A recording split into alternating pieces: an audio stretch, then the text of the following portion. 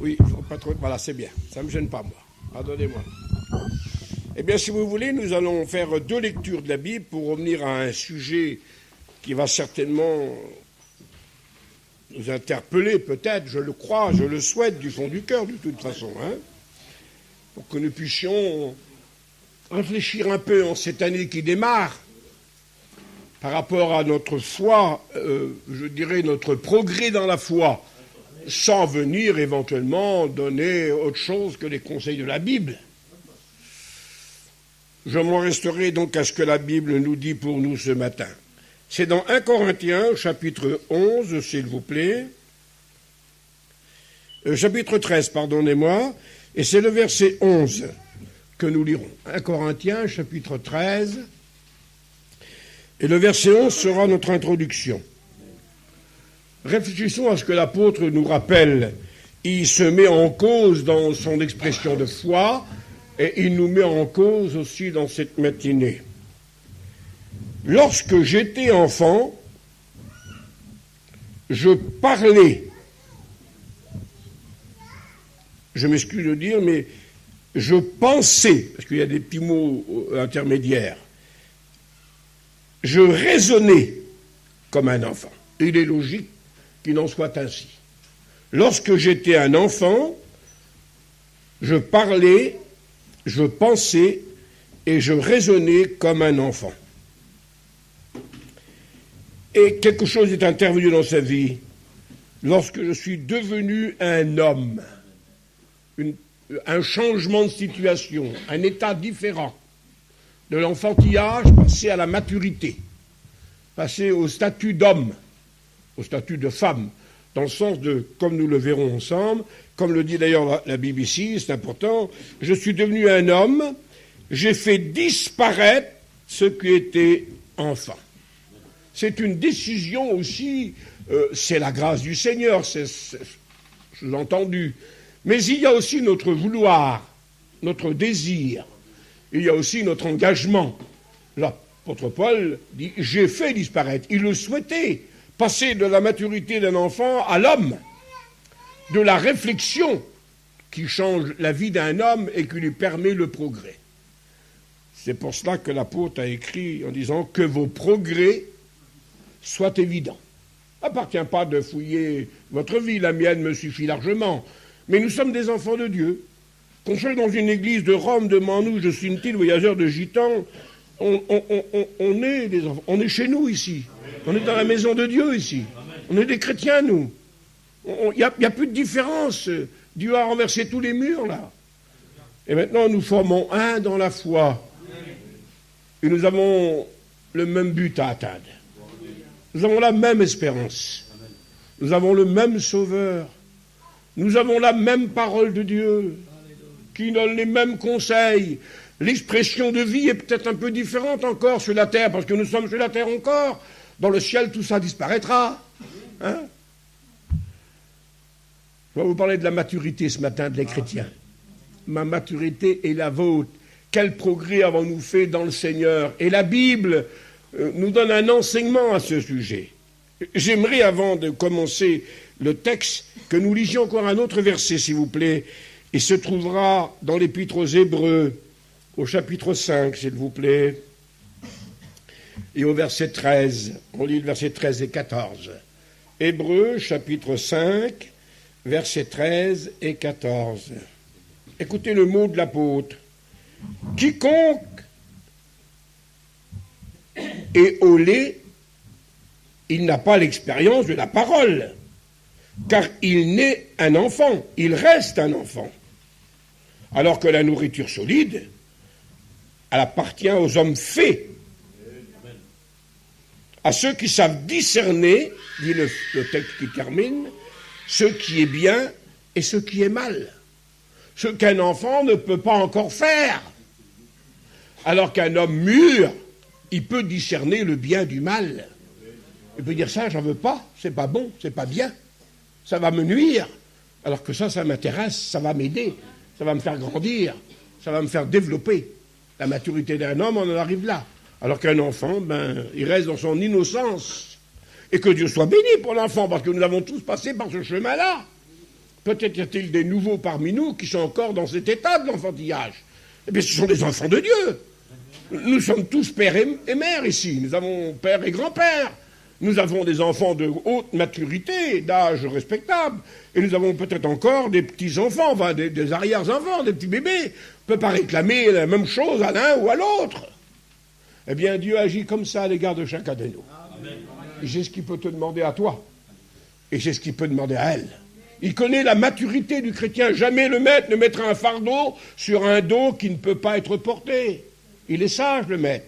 Je peux demander à votre pasteur de porter 50 kilos, mais je peux pas demander à la petite fille qui était là devant moi, qui fait à peine 20 kilos, de porter 50 kilos, comprenez bien. Donc on agit en conséquence, et Dieu agit en conséquence. Il est sage, le maître, mais il attend que nous mûrissions. Il nous aide à mûrir, mais il y a la nourriture qui nous fait mûrir. Il y a la décision qui nous fait mûrir. Que Dieu nous y aide. Relisons le verset, et on va commencer maintenant. Quiconque est encore au lait, je ne sais pas qu'est-ce qu'il en est pour vous. Et puis je n'ai pas à faire moi l'examen. Le Saint-Esprit nous sonde. C'est la Bible qui nous met en cause. Qu'il ne me soit pas mis de dire quand même que votre pasteur, avec ses collègues, les pasteurs de cette assemblée, ils ont le droit de veiller sur leurs troupeaux. Ils ont le droit de vérifier leurs brebis. Ils ont le droit de soigner, c'est leur devoir de soigner leurs brebis, de protéger leurs brebis. Peut-être pas de temps en temps de les corriger aussi. Ça appartient à vos pasteurs. Je m'en resterai uniquement à ce que dit la Bible dans le cadre de l'enseignement biblique et de doctrine. Alors aujourd'hui, le mot de Dieu pour nous, je suis convaincu, c'est ça. Dans cette année qui commence, quel progrès avons-nous fait depuis tant d'années? Ne disons-nous pas chacun de nous, Seigneur, donne-moi à être meilleur? Je suis convaincu que c'est votre prière, ça. Donne-moi plus d'amour, Seigneur, plus de foi, plus de consécration. Un chrétien ne peut pas prier autrement que cela. C'est un mot qui doit se réaliser par le Saint-Esprit. Le Maître, je le disais l'autre jour, est capable de réaliser tous nos vœux. Il a plein de vœux pour nous, le Seigneur. Je ne vous en parlerai pas ce matin. Mais de bénédiction pour ses enfants. Et nous n'oublions pas que c'est la bénédiction de l'Éternel qui enrichit. Dans le domaine de la foi. Jacques l'a précisé, il y en a qui sont riches en Dieu. Et puis peut-être devons-nous constater qu'il y en a qui sont pauvres en Dieu. Qui sont pauvres en Dieu. La richesse du Seigneur est à notre disposition dans cette année. On se rappellera toujours que l'abondance de la grâce restera toujours dans la maison de Dieu. Chez mon Père, il y a le pain en abondance. Alors nous sommes dans la maison de Dieu, bien sûr, puis la maison de Dieu, c'est chacun de nous aussi. C'est nos maisons, c'est nos foyers. Nous sommes devenus la maison du Seigneur. Alors l'apôtre Saint Paul nous donne un secret de la maturité des chrétiens, de la maturité de la foi. Comment grandir dans le Seigneur? Comment se développer dans le Seigneur? Et nous allons l'étudier ou le méditer maintenant ensemble. Dans la 2e à Timothée, s'il vous plaît, lisez vos Bibles, parce que vous êtes des lecteurs de la parole. Et nous revérifierons le chapitre 2 de 2 Timothée, ensemble, les expressions de la maturité du chrétien. L'apôtre Paul nous fait passer d'étape en étape, mais il nous donne la raison de chaque étape. Et c'est surtout la raison qui est importante pour nous tous. À chaque fois que l'apôtre, au nom du Seigneur, nous met devant une maturité, il nous dit comment cette maturité s'est développée. Quel en est le moyen, les conséquences, pas de porter le nom, mais agir en conséquence de cette maturité. Alors nous lisons et nous commençons, s'il vous plaît, c'est Paul qui dit à Timothée, « Toi donc, mon enfant, tiens, ça commence comme ça. Ben, c'est la vie qui commence comme ça. On ne peut pas commencer autrement, de toute façon. Dans la foi, on commence aussi comme un enfant. Paul l'a dit, j'étais un enfant. Même le grand apôtre Saint Paul était un enfant dans sa foi. Et puis on sait quel homme mûr qu'il est devenu plus tard. Puis tous les chrétiens et toutes les chrétiennes de toutes les églises sont comme cela. Ce n'est pas la grandeur de l'assemblée qui fait la spiritualité. C'est l'amour du Seigneur dans nos cœurs. Je bénis Dieu de retrouver à lui la gloire dans tous les pays du monde où on a pu visiter la foi de tous les groupes de notre peuple avec ses différences de culture même, de richesse, de langue, l'amour du Seigneur véritable, la recherche de Dieu, le désir de plaire, le désir de communion, pas seulement porter un titre religieux, mais la recherche de Dieu, qui fait mûrir et grandir le chrétien. Alors, nous prenons maintenant, je pense qu'il ne faut pas qu'on aille trop loin, il faut qu'on reste dans la Bible. La première étape d'un chrétien, c'est un enfant. Toi, mon enfant. Vous l'avez tous été, je l'ai été en mon temps. Et je bénis Dieu de ce que je ne veux pas faire disparaître ça, parce que je veux garder encore cet esprit de simplicité, de soumission, de fidélité.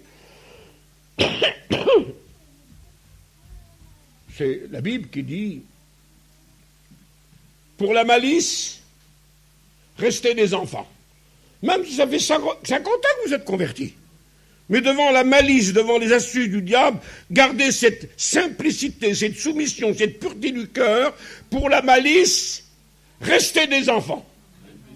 Mais pour les choses mûres, Paul qui l'explique, devenez des hommes et des femmes. Ayez le discernement en vous.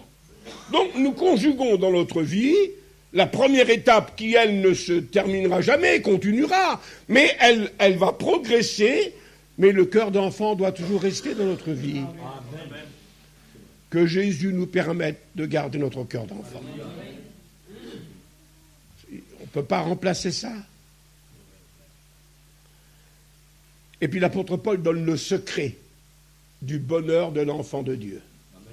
Le secret, le besoin de l'enfant de Dieu. Comment va-t-il se développer l'enfant de Dieu? Eh bien, Paul le dit, c'est très simple. Toi, mon enfant, fortifie-toi dans la grâce. Voilà ce que l'enfant de Dieu a besoin. On ne peut pas lui réclamer autre chose à l'enfant. On ne peut pas lui dire fais ceci, fais cela. Il ne peut pas, la maturité lui interdit de le faire. Plus tard, il le fera. Mais dans sa période d'enfant, de chrétien, alors l'apôtre Paul ne lui réclame rien d'autre. Le Seigneur lui réclame rien d'autre. Tu es mon enfant, tu as besoin de ma grâce. La grâce, c'est l'amour de Dieu. C'est la bonté de Dieu. C'est les bénédictions de Dieu. Il réclame rien, il donne le Seigneur. Que les enfants de Dieu se réjouissent. Dieu vous donnera encore cette année. Beaucoup de grâce, beaucoup de bénédictions. N'a-t-il pas dit à l'apôtre Saint Paul que tu es devenu pourtant déjà un âme mûre, mais restant dans cet esprit de l'enfant lui aussi spirituel, ma grâce te suffit. Amen. Enfant de Dieu ce matin, même si peut-être sans condamner ou sans juger, un manque de maturité se voit dans votre vie pour se développer, bon, bien, vous devriez grandir, devriez mûrir, puisque la Bible déclare, vous devriez être des maîtres, et vous êtes encore des enfants. Vous voyez, le chrétien qui ne se développe pas, vous êtes au lait. Ben oui, un enfant ne peut pas faire autre chose, hein, il peut être collé. Alors que la nourriture solide est pour les hommes faits. Alors il y a deux sortes de nourriture. Hein.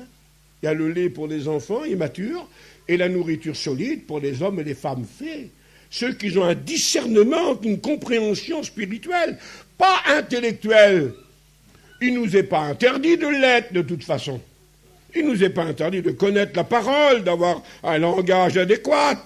Il ne nous est pas interdit, si vous voulez, d'avoir une connaissance spirituelle et biblique.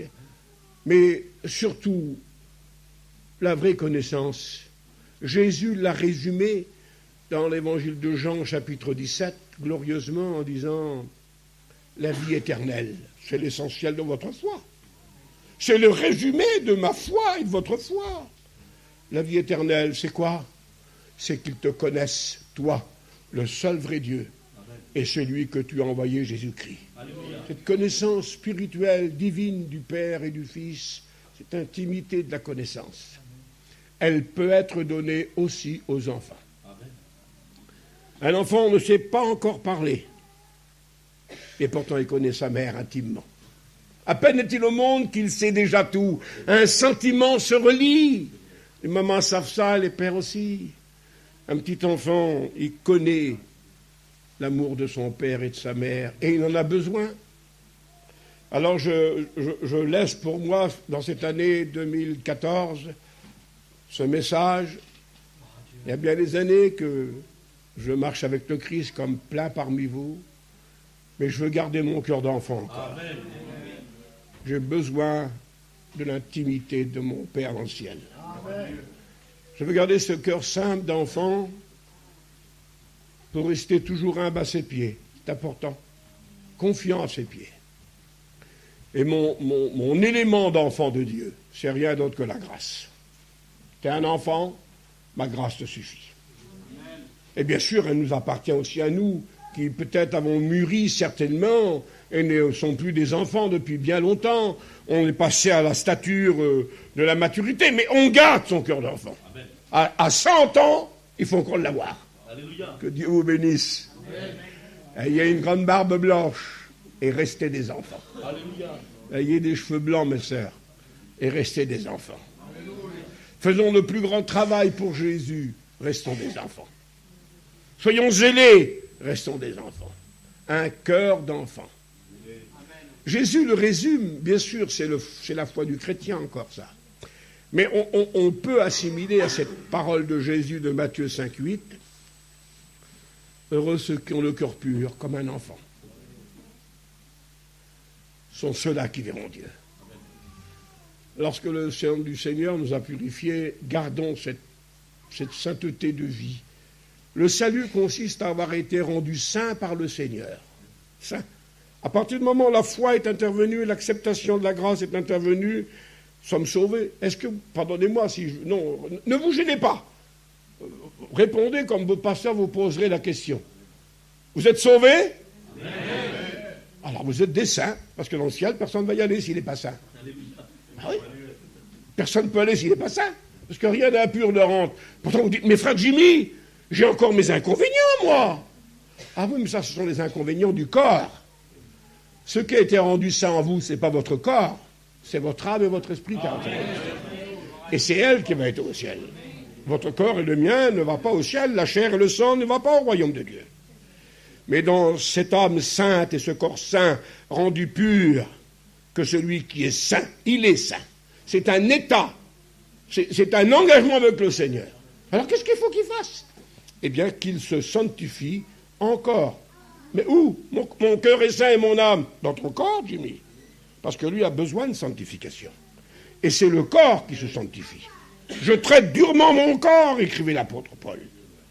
Non, la sanctification, c'est l'amélioration de l'expression du corps.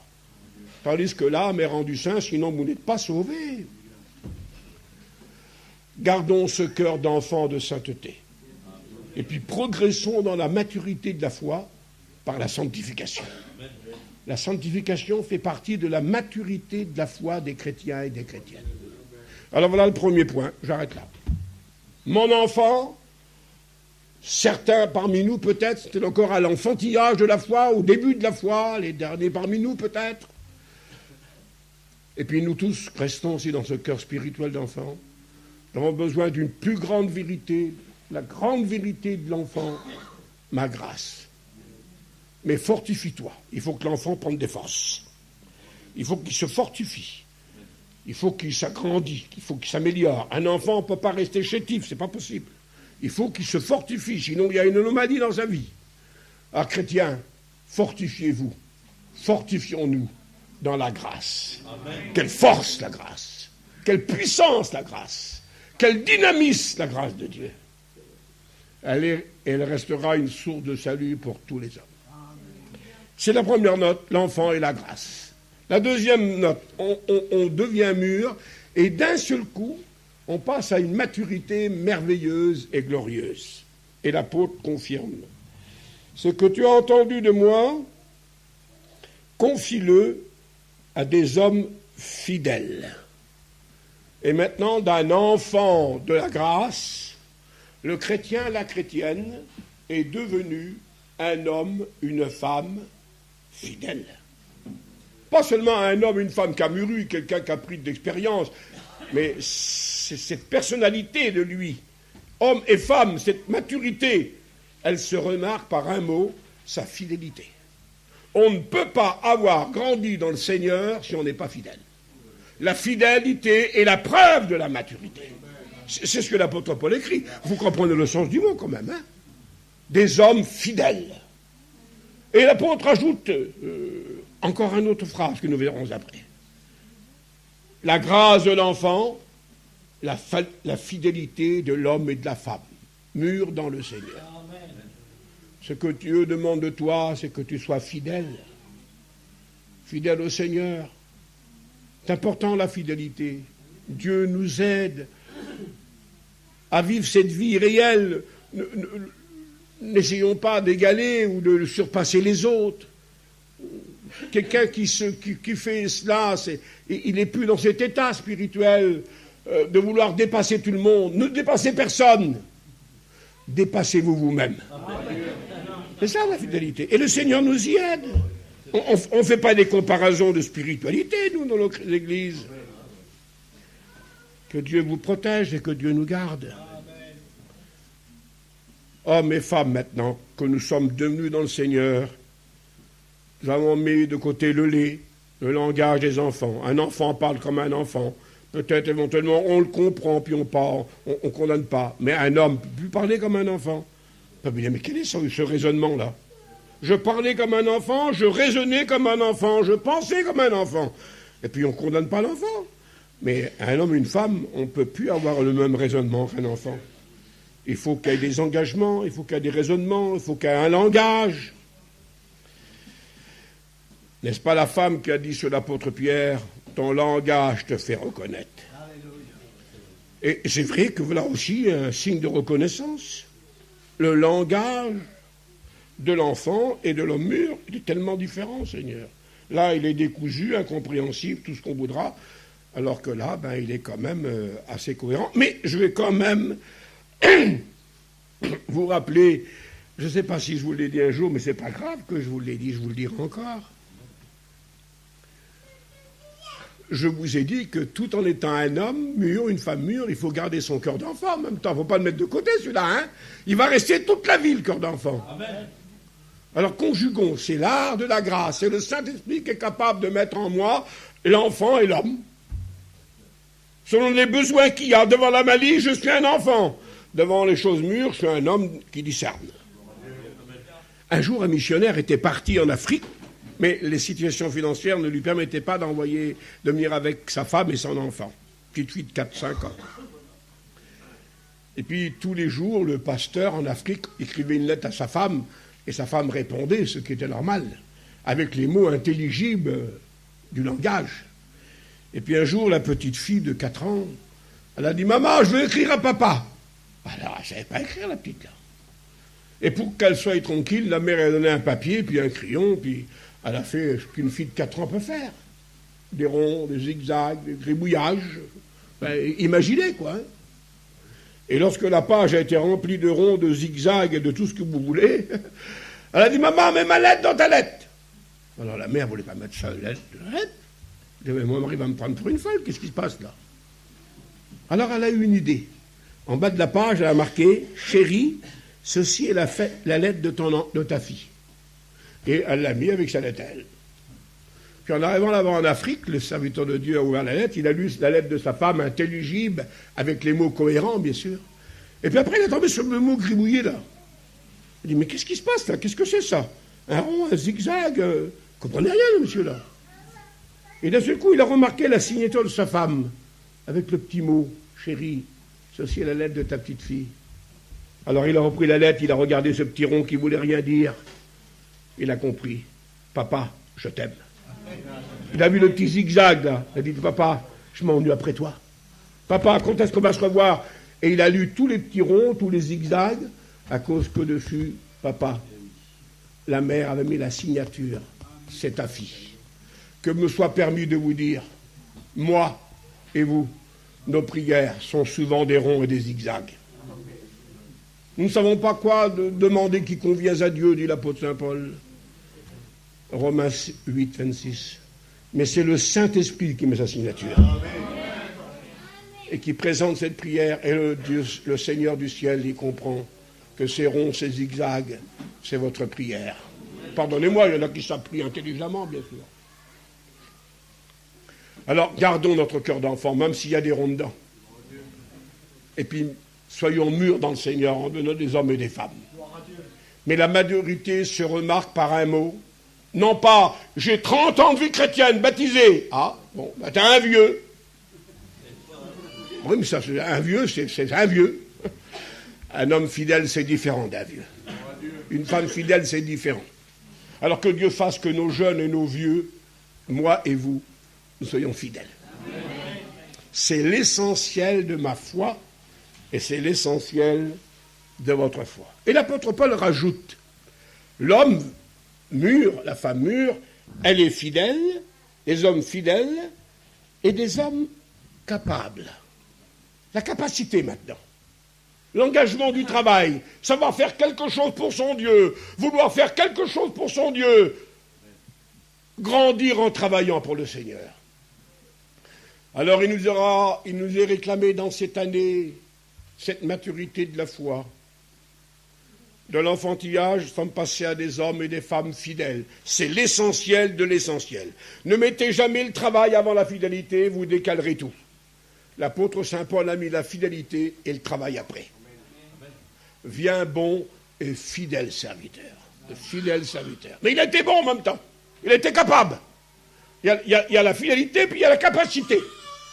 Alors que le Seigneur nous aide dans cette matinée à comprendre ce mot de l'apôtre, dans notre maturité de la foi 2014, 2013 est terminé, ça c'est votre examen à vous. Je ne vais pas aller sonder vos cœurs, ça ne sert à rien. Mais grâce pour l'enfant, fidélité et capacité pour l'homme et la femme. Demandez à Dieu qu'il vous rende capable de faire quelque chose. Il est dit dans la Bible de Bezaleel, Exode 35, que Dieu le rendit capable. C'est lui qui a fait le tabernacle, les ustensiles. Extraordinaire, cet homme-là. Et puis j'ai retenu le point de Exode 35. Il travaillait l'or. Oh là là, c'est un orfèvre. Par contre, vous, c'est pas rien, monsieur, qui travaille l'or, hein? Et la Bible déclare qu'il travaillait aussi le bois. Comment? Puisqu'un homme de Dieu, une femme de Dieu, elle peut travailler l'or et elle peut travailler le bois. Amen. Elle fait tous les travaux. Tout ce qui doit se faire pour Dieu, elle le fait. Elle ne choisit pas que les grandes choses. Celui qui est fidèle dans les petites choses, je lui confierai des grandes, a dit le Seigneur. Alors que Dieu nous aide dans cette idée-là. Notre capacité, disait l'apôtre Saint Paul, vient de Dieu. C'est lui qui rend capable. Merci Seigneur, à tous les niveaux. Le livre de Hébreux nous le rappelle. Hein? La foi rend capable. C'est par la foi que Sarah fut rendue capable. Dans le respect que je vois à l'Assemblée, c'est une vieille dame, hein, Sarah. Hein? Mais Dieu est capable de rendre capable ses enfants. Et qu'ils produisent quelque chose au nom du Seigneur. Alors voilà le deuxième point, je l'ai vu avec vous. Un enfant est la grâce, un homme est la fidélité et la capacité. Et l'apôtre Saint Paul ne s'arrête pas là. La foi ne s'arrête pas là. Ça fait partie de votre maturité de chrétien. On devrait le noter, vous devriez reprendre le texte. Vous l'avez certainement lu, vos pasteurs ont dû même vous le prêcher, mais revisons ce mot de la Bible pour notre foi. Le troisième mot, c'est la fin du verset 2, verset 3. « Souffre avec moi comme un bon soldat de Jésus-Christ. » Et maintenant, l'apôtre Paul nous transforme en soldats. Voilà. Nous sommes dans la caserne du Seigneur. Nous sommes des soldats. Ah, il faut aller à la guerre. Hein. Il y a un ennemi à combattre. C'est bien d'être un enfant. C'est merveilleux d'être un homme fidèle. Oui, mais il faut combattre.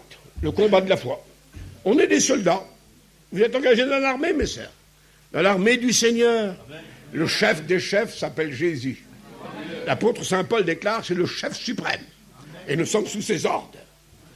Et il nous arme pour le combat. Un bon soldat. Pas seulement un soldat, mais un vaillant soldat de Jésus-Christ. Qui me permet de vous dire tout simplement, dans la simplicité, excusez-moi, j'ai rentré en caserne, j'avais 20 ans. Les hommes se rappellent de ça. Hein. À Montpellier, tenez là. Alors moi, vous voyez, j'étais ce que j'étais. Maintenant, j'étais un prédicateur déjà. Et mon petit costume me rappelle à l'époque. Et comme je suis rentré en caserne, le gradé m'a nommé mon nom, M. Meyer. Prenez votre pactage, allez vous habiller. Je n'avais pas réfléchi, moi. Et lorsqu'on m'a donné un sac qui avait mes habits militaires dedans, puis tout le restant, il a fallu que j'enlève mon petit costume là. J'avais jamais réalisé le petit costume, la valeur qu'il avait là. Lorsque je l'ai enlevé et que j'ai revêtu l'habit militaire, je ne m'appartenais plus. Tant que j'avais mon petit costume sur moi, je me levais à l'heure que je voulais, je faisais ce que je voulais, j'étais mon patron, comme vous étiez le vôtre. Ça fonctionne comme ça dans la vie chez nous. Mais lorsque j'ai revêtu l'habit militaire, j'avais plus le droit de me coucher, plus le droit de me lever, plus le droit de... Je faisais des marches de 20 km avec l'ensemble des soldats, j'avais pas envie de le faire, moi. Il faut se lever à 5 h du matin, j'avais pas envie de le faire. Avec l'armée, j'avais des ordres et je ne m'appartenais plus. Vous ne vous appartenez plus à vous-même, mes frères et sœurs. Vous appartenez à celui qui est mort et ressuscité pour vous. Vous êtes des soldats de Jésus-Christ. Il y a un ennemi à combattre. Ce n'est pas la chair et ce n'est pas le sang, ce n'est pas nos frères, ce n'est pas les hommes. Le diable et les démons, c'est le péché, c'est la chair. Et il ne faut pas se tromper d'ennemi, mes frères.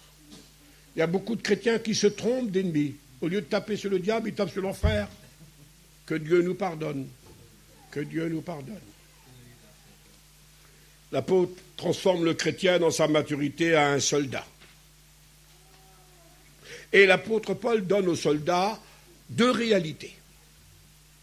Si la grâce est pour l'enfant, si la fidélité et la capacité est pour l'homme, l'apôtre Paul donne aux soldats deux mots, souffre comme un soldat. L'acceptation, la soumission des inconvénients de la foi.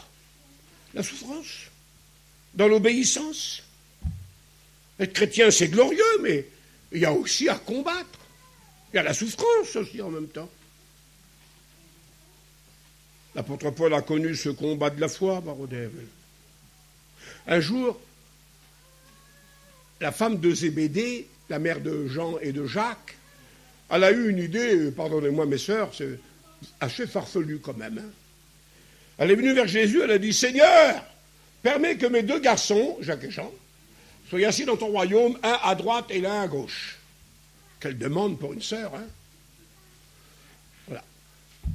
Sans commentaire. Et le Seigneur l'a regardé, il lui dit, femme, tu ne sais pas ce que tu demandes. Elle ne comprenait même pas la demande, la petite dame, là. Demandez ça. Le Seigneur Jésus, qui est bon et merveilleux, il a dit, de toute façon, c'est le Père qui décidera de cet emplacement. Mais Jésus sous-entend que pour l'avoir, cette place, de droite et de gauche, d'honneur, Jésus a dit, est-ce que vous pourrez boire? Il a cité les garçons, bien sûr. Est-ce que vous pourrez boire la coupe que je vais boire? Est-ce que vous pourrez être baptisé du baptême dont je vais être baptisé? Jésus indexe cette place d'honneur sur la coupe à boire et le baptême à recevoir. Ce baptême n'est pas le baptême d'eau. C'était fait pour Jésus. Ce n'était pas le baptême du Saint-Esprit. Ce n'est pas le baptême de régénération. Jésus n'en a pas besoin, lui, d'être sauvé, il l'est. Qu'est-ce qui reste comme baptême? C'est le baptême de souffrance et d'obéissance. Accepter cette vie de la foi. Amen. Alors le soldat, c'est quelqu'un qui accepte aussi dans le combat la souffrance. Que Dieu nous y aide. Que Dieu m'aide aussi. Elle peut faire partie de cela, et je n'ai pas à énumérer tous les points difficiles de la vie, ils existent. Il y a des inconvénients dans la foi, des fois. Mais je veux vous rassurer quand même. Et je demande à Dieu que ça réalise ça dans ma vie constamment. Il arrive des fois des jours sombres, des jours difficiles, mais avec un visage triste, le cœur reste toujours content. L'expression du visage n'est pas toujours la même chose. Un chrétien, ce n'est pas quelqu'un qui fait que des sourires, simplement bien que c'est merveilleux qu'il sourise. Ce n'est pas seulement le sourire, c'est la joie, le chrétien. Et il y a une différence entre le sourire et la joie. Le sourire, c'est le monde avec ce qu'il apporte. La joie, c'est la paix du cœur. La joie, c'est le Christ dans son cœur. Alors, je vous dis ce mot, je ne veux pas aller plus loin, je n'ai pas à énumérer d'autres choses. Ça peut arriver qu'un nuage surgit dans l'année. La souffrance intervient, la maladie, le problème, le souci. Mais un soldat de Jésus-Christ, il combat toujours. Et puis l'apôtre dit le deuxième secret. Alors là, c'est le secret du soldat, quoi. Le soldat ne s'embarrasse pas des affaires de la vie s'il veut plaire à celui qui l'a enrôlé. Il y a maintenant plaire au capitaine. Et pour plaire au capitaine, eh bien, il ne faut pas s'amuser de ramasser toute la vie avec soi. Pardonnez-moi, je ne veux rien dire, si ce n'est que ce que je dois dire. Vous avez été certainement soldat aussi pour la plupart des hommes. Dans la caserne, on n'emmène pas sa canne à pêche. Dommage. On n'emmène pas ses boules non plus, je crois pas. Hein? Non, je crois pas. Hein? Non. On n'emmène pas sa télévision non plus. Hein? Ben, tout ce qui est du monde, ça reste dehors dans la caserne. On n'obéit qu'aux ordres du capitaine. Les affaires de la vie doivent être débarrassées pour le soldat de Jésus-Christ. Pour être un grand vaillant, un grand vainqueur, il faut qu'il n'aille plus de lien sur lui. Alors le message est devant nous. Vous le comprenez aussi. Je suis un enfant, la grâce, merci Dieu. Je suis un homme, une femme, la fidélité, la capacité. Je suis un soldat, les privations, les soucis, la souffrance peut-être peuvent m'être imposées, mais je combats, Seigneur. Mais surtout, les affaires de la vie restent dehors de la caserne. Ça ne rentrera pas au ciel, de toute façon. Pas de problème. Alors que nous puissions nous dépouiller, c'est le sens du mot, pour revêtir l'habit militaire. Le soldat qui combat le combat de la foi, et nous bénissons le Seigneur pour cela. Et l'apôtre nous fait intervenir avec un quatrième personnage. C'est le verset 5. L'athlète, le sportif. Et maintenant, ça y est, vous êtes des sportifs. On est des sportifs. Je ne sais pas ce que vous êtes, que le sport vous faites vous, mais le sport spirituel, le sport biblique. On est des sportifs. On court. On a une course à gagner. On va courir dans le stade. On ne court pas pour une couronne de laurier. On court pour la couronne incorruptible de gloire, dit l'apôtre Saint Paul. Nous sommes des athlètes. Des athlètes, dit la Bible, alors là, il y a quelque chose pour lui. Il y a deux choses pour l'athlète. Ah, l'athlète. Il y a deux choses. Premièrement, il faut qu'il court selon les règles. Ah, il y a un règlement, monsieur. Il ne peut pas prendre le chemin à l'envers, il ne peut pas faire des raccourcis, le monsieur, là, hein, comme la tortue, peut-être, éventuellement, puis le lièvre, là. Non, il est obligé de courir selon la règle. Dans l'Évangile, il y a des règles. Ce n'est pas la règle de Jimmy, de Vie-Lumière, même de vos pasteurs, c'est la règle de Jésus-Christ. Amen. La règle de doctrine, écrira l'apôtre Saint Paul. Il y a donc l'athlète et le règlement. Le règlement nous est imposé par la Bible. Voilà votre règlement. Voilà, c'est le code. Et rien d'autre. Comment le jeune homme, psaume 119, 9, rendra-t-il pur son sentier? Comment faire, Seigneur? La règle, en se dirigeant d'après ta parole. Voilà la règle, la parole de Dieu. Elle est valable pour vous et pour tous les autres. Personne ne peut s'en dispenser. Il n'y a pas une loi spéciale pour les gitans espagnols. Comme il n'y a pas de loi spéciale pour les manouches. Peut-être qu'il y en a une pour les Roms? Non. Pour les Yéniches non plus? Non. Tous les enfants de Dieu ont la règle biblique.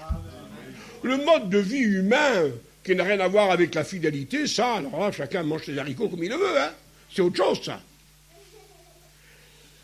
Mais spirituellement, nous avons un message. Nous sommes des athlètes. Nous courons dans le stade. Et il y a le règlement de la parole. Grandissez dans ce règlement de la parole. Dans cette connaissance de la parole. Je deviens grand, car j'observe ta parole, disait David. On grandit lorsqu'on observe. Quelle nourriture, la parole. Jésus l'avait dit, j'ai une nourriture que vous ne connaissez pas. Alors ne l'oubliez jamais. Toutes les étapes qu'on a dit, on terminera en les rappelant. Pardonnez-moi de vous rappeler tout ça. Maintenant, les athlètes. Seigneur, j'en ai assez quand même. Tu m'as demandé d'être un soldat, je le suis devenu. Mais maintenant, ça y est, je ne veux plus être un athlète. Ah, ben alors tu déroges à la règle. La règle, c'est aussi en même temps d'être un athlète. Il faut tout conjuguer ensemble. Peut-être que dans cet instant, tu seras un soldat. Peut-être que 5 secondes ou 2 minutes plus tard, tu seras un athlète.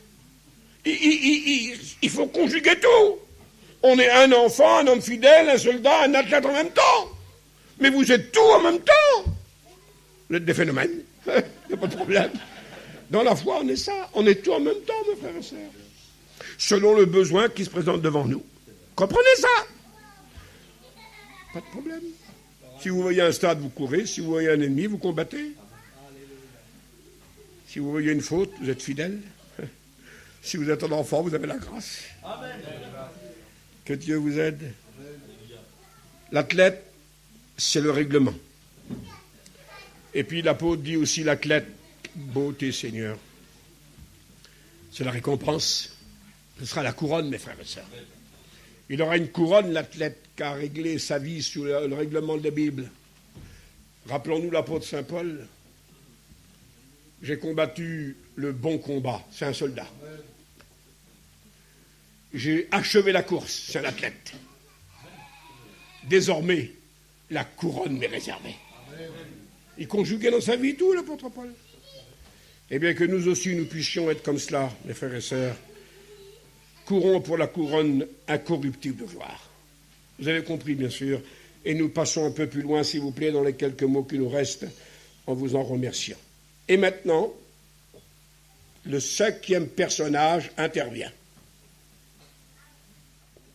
Il faut que nous l'acceptions aussi. Ça ne va peut-être pas plaire à tout le monde. Hein. Écoutez le verset 6. Le laboureur, c'est le laboureur maintenant. C'est un fermier maintenant. Un homme de champ. Vous savez, vous êtes devenus des fermiers, des fermières, ma sœur. Problème. Le laboureur. Ben oui, l'apôtre Paul le met en cause. Ah ben, il faut être aussi un laboureur alors. Eh bien oui, il faut travailler la terre. Mais pourquoi tu es un laboureur? Eh bien, l'apôtre Paul donne 2 mots, et c'est important, merveilleux, les mots de l'apôtre. Le laboureur, que c'est beau Seigneur, travaille. Maintenant, il y a le travail dur, le travail acharné. Je ne sais pas comment, si vous voyez ça dans vos régions, ici, là, mais ça se voit dans la France entière. Le soir, des fois, les gradés des fermes, avec le tracteur, ils labourent encore leur champ. Il se lève très tôt, un fermier, et il se couche très tard. Il a un grand labeur à faire, un grand travail à faire. C'est pas tout cuit, vous savez, hein. Il faut herser, il faut semer, il faut arroser, il faut monder, enfin, il faut faire tout le travail, c'est énorme. Le laboureur travaille. Et maintenant, Dieu vous a appelé à travailler pour lui. Le Seigneur vous engage dans son champ. Le champ, c'est le monde, et il y a du travail pour les ouvriers du Seigneur. Nous sommes ouvriers avec Dieu. Ne l'oublions pas. Et le champ est devant nous, le champ, c'est le monde, a dit le Seigneur Jésus. Alors il faut travailler. On ne peut pas se rouler les pouces. Un chrétien ne peut pas rester sans rien faire. Nous sommes sauvés pour servir. Amen. Et c'est important. Alors le laboureur, c'est celui qui travaille, ma sœur, mon frère, chrétien, chrétienne, serviteur de Dieu, moi, vous. Nous ne sommes pas de ceux qui se retirent, et de ceux qui continuent à travailler pour la gloire du Seigneur, et en même temps, il y a le salut de notre âme qui est à la récompense. Alors il y a le travail. Mais l'apôtre rajoute, quelle sorte de travail alors? Il travaille durement, le laboureur. Et quelle est sa récompense au laboureur? Quel est son travail au laboureur? Il travaille pour récolter le fruit. Car ce qui est important pour un laboureur, c'est qu'il y ait du fruit. Un laboureur qui n'a pas de fruit, ben c'est pas un laboureur, c'est un martyr, le pauvre malheureux là. Parce que ce qui est important, c'est qu'il y ait du fruit. Dans cette année, vous êtes des laboureurs, frères et sœurs chrétiens, je le suis aussi. Vous voulez du fruit pour le Seigneur? Ben, travaillez. Travaillons. Celui qui ne travaille pas, il n'aura pas de fruit. Comprenez bien qu'il faut travailler pour avoir du fruit. Le laboureur travaille durement. Durement! Pas facile de travailler la terre, certainement. Hein?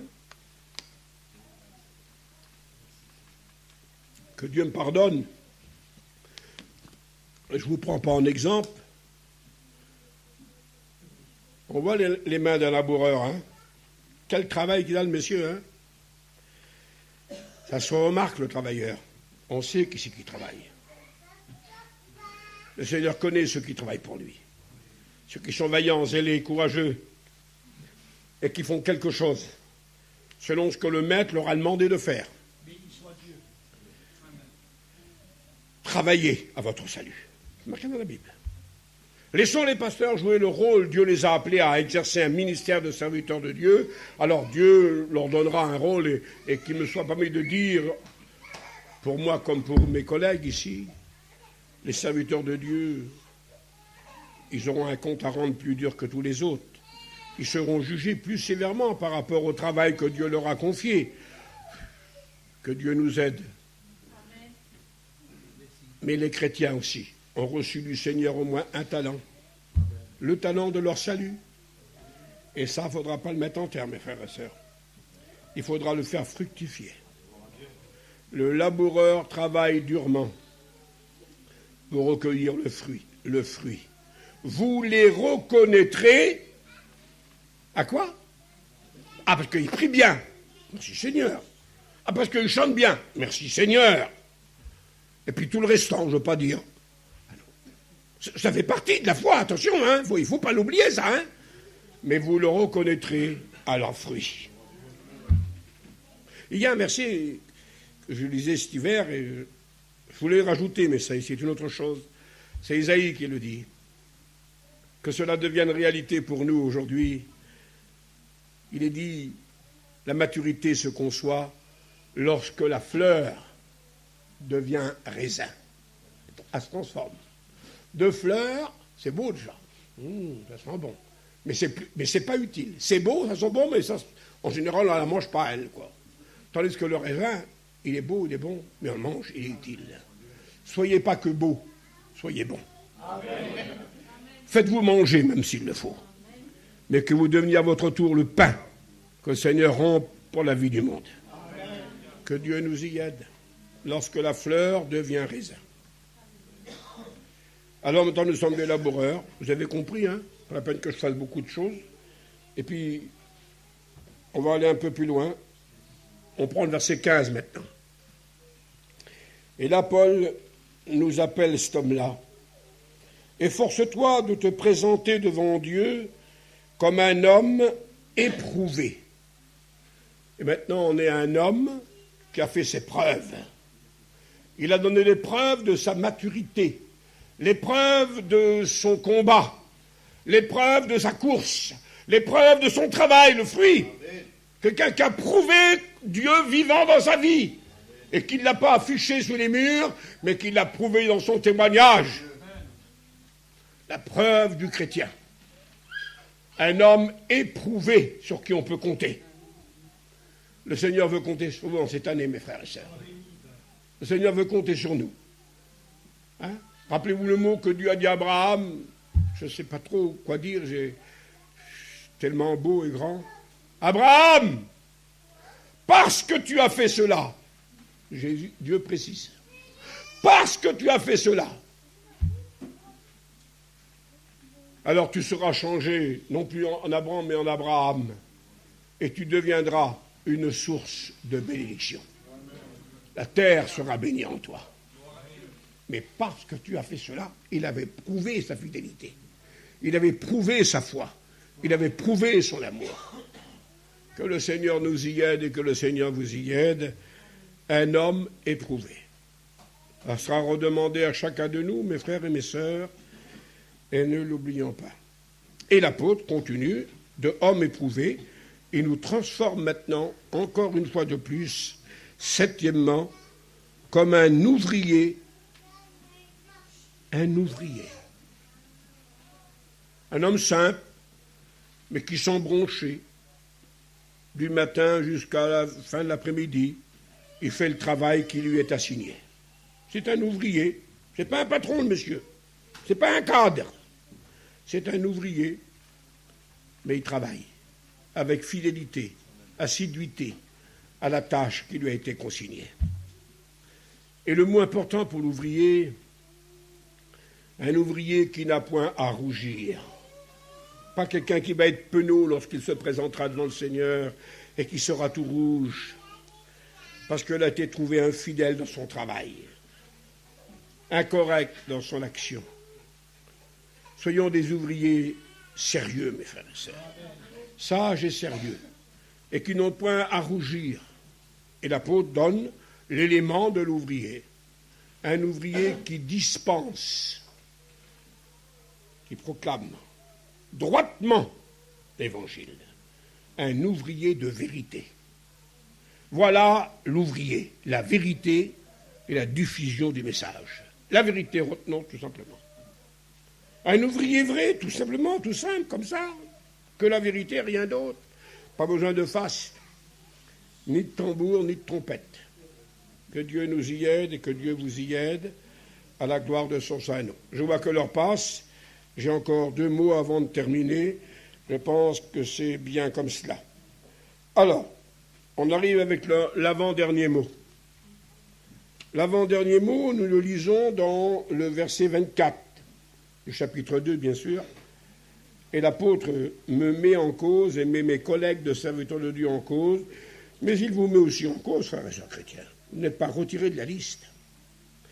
Il ne faut pas qu'un serviteur du Seigneur ait des querelles. Et maintenant, nous sommes des serviteurs du Seigneur. Des servants du Seigneur. Et il faut que nous puissions le faire sans conflit, sans misère, sans combat de la chair, mais qu'en combattant que l'ennemi. Il ne faut pas qu'un serviteur ait des querelles. Ils ne sont pas les bienvenus dans l'Église, les querelles. Les méchancetés, les parlements, les ragots, tout simplement. Je n'ai pas à faire la morale à l'Assemblée ici, là. Mais dans l'Église de Jésus-Christ, tout ça doit disparaître. Et surtout de la part d'un serviteur de Dieu. L'apôtre Paul le met quand même en priorité, quand même. Alors priez pour vos pasteurs. Puis vous rajouterez mon nom dedans. Seigneur, que Jimmy n'ait pas de querelle. Alléluia. Que nous puissions nous maintenir dans un équilibre de paix et de bonté à l'égard de nos frères et sœurs. Et ça doit être vrai pour chacun de vous. Pas vrai, ça? Tous sauront que vous êtes mes disciples. Quel est le signe de reconnaissance? Si vous avez de l'amour les uns pour les autres. Amen. Voilà un grand signe de reconnaissance. Alors enlevez toute zizanie, toute querelle, tout conflit entre chrétiens. Prenez garde, disait l'apôtre Saint Paul.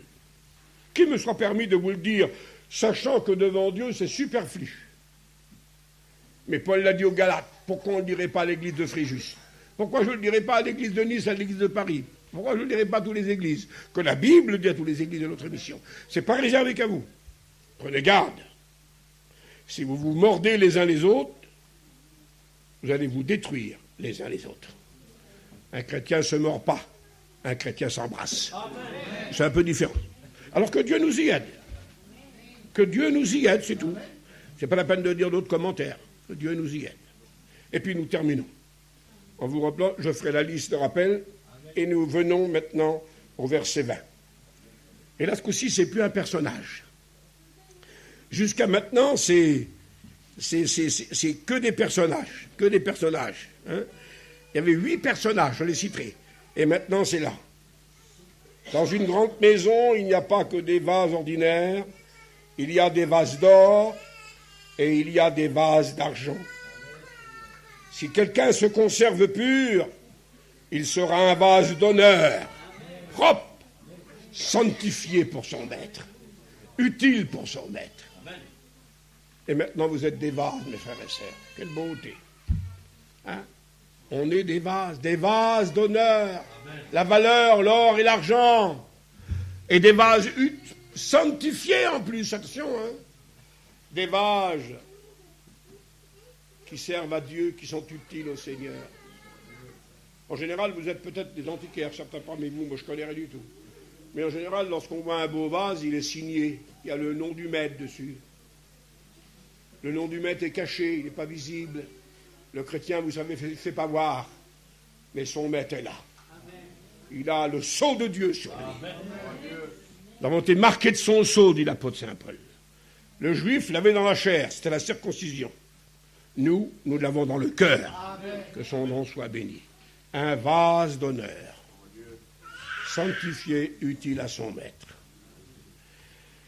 Il y a bien des années, lorsque m'avait été permis de faire une réunion, il y a longtemps, il y a plus de 50 ans maintenant, j'avais parlé sur ce mot du vase, et qu'en conclusion, je vais vous la donner, j'avais pensé qu'il était utile de dire que le vase de valeur se met sur un piédestal et puis les messieurs l'admirent.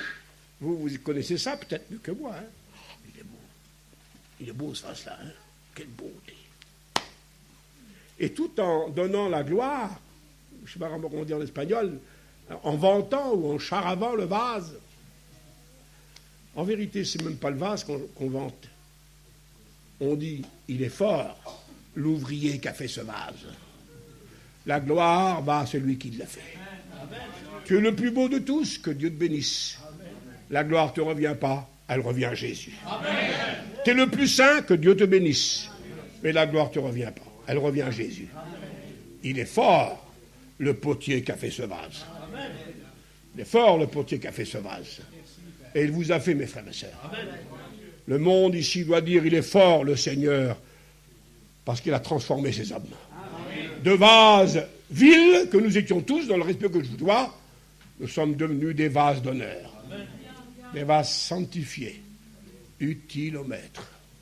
Un jour, on dit, et je vais arrêter là avec la réputation, que Léonard de Vinci, le grand peintre, qui a peint la scène, vous avez vu le portrait de la scène, là, le Seigneur avec les apôtres, et puis les ustensiles, avait fini son portrait, il l'avait étalé dans la galerie de peinture de Florence, en Italie. Et puis, lorsque la porte fut ouverte, tous les gens sont venus pour admirer les peintures du maître, et surtout celui-ci-là.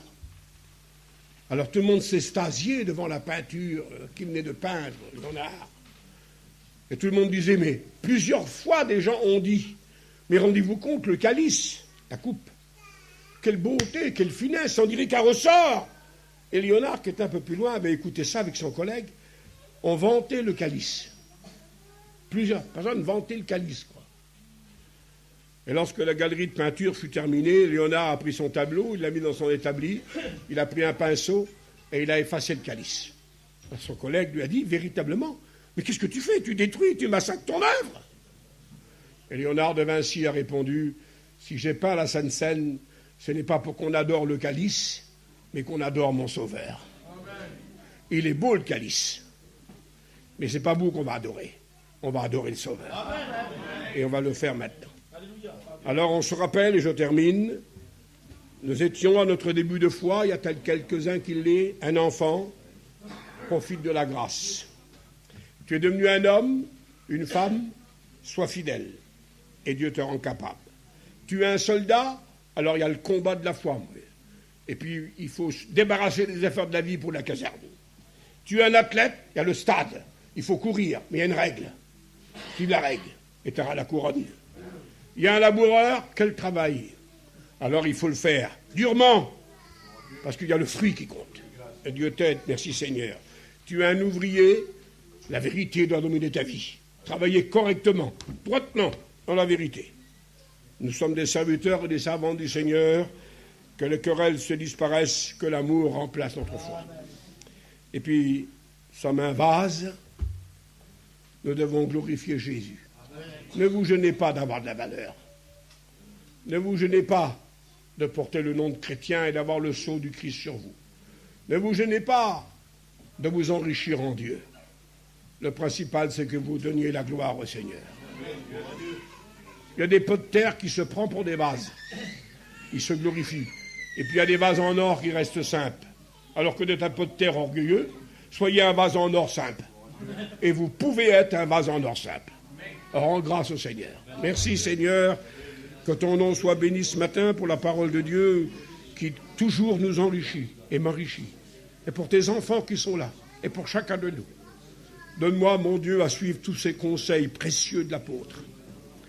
Que je puisse vivre toutes ces étapes de ma foi, ainsi que tous tes enfants ce matin. Et donne-nous maintenant le temps de louange qui glorifie ton nom, au nom du Seigneur. Louez Jésus, mes frères et sœurs. Seigneur. Merci, Père. Merci.